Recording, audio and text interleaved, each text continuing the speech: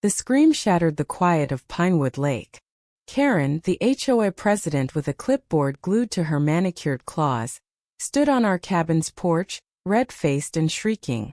"You're violating Code 17B. That flag's too big." Her finger jabbed at the American flag my cousin Marcus had hung that morning. I froze in the doorway, heart pounding. Neighbors peeked from their windows, drawn to the chaos like moths to a flame. Karen's tirade grew louder, her voice a chainsaw through the summer air. "I'll have this place fined into oblivion," she spat, ripping the flag down and tossing it into the dirt. My stomach churned. Marcus, a quiet guy who just arrived for a weekend getaway, stepped forward, his jaw tight. I thought Marcus would back down. He's always been the calm one, the guy who avoids drama. But his eyes narrowed and he said, "You're trespassing, ma'am." Karen laughed, a sharp, ugly sound. "Trespassing? I'm the law here." She pulled out her phone, filming Marcus like he was a criminal. "This'll go viral," she sneered. "Big tough guy thinks he's above the HO." I wanted to scream to tell her to leave, but my voice caught. Then Marcus did something I didn't expect. He reached into his jacket and pulled out a leather wallet. With a flick it opened, revealing a gleaming badge. "FBI," he said, voice low but steel. Karen's smirk vanished. Her phone slipped, clattering to the porch. The air thickened with tension. Karen stammered, "Why, you're lying. That's fake." But Marcus didn't flinch. He stepped closer, his badge catching the sunlight. "You just vandalized federal property," he said, pointing to the flag. "And I've got witnesses." The neighbors, still watching, gasped. Karen's face drained of color, but she doubled down.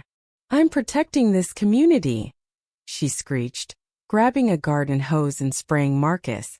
Water soaked his suit, but he didn't move. That's when a new voice cut through, a woman, older, with a walker, hobbling from the crowd. "Karen, stop," she cried. "I saw you key their car last week." The crowd murmured. This was Mrs. Ellis, the HOA's former treasurer, who'd vanished after clashing with Karen. Her accusation hit like a thunderbolt.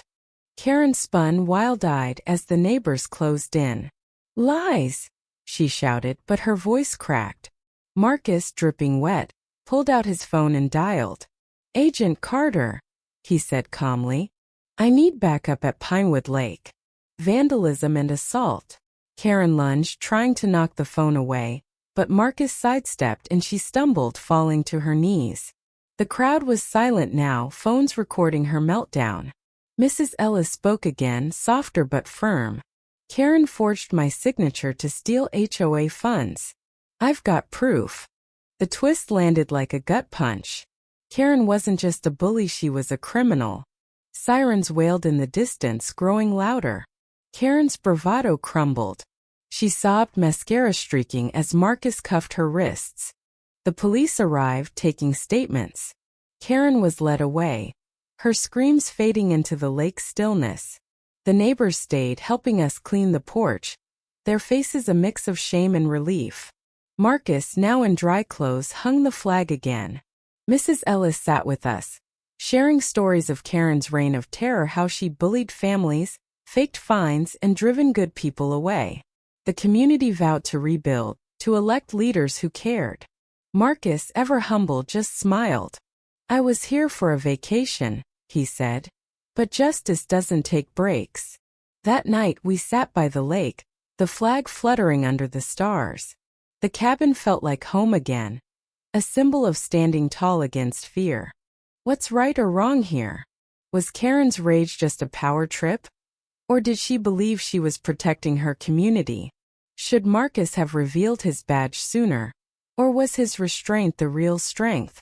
Share your thoughts. I'd love to hear where you stand.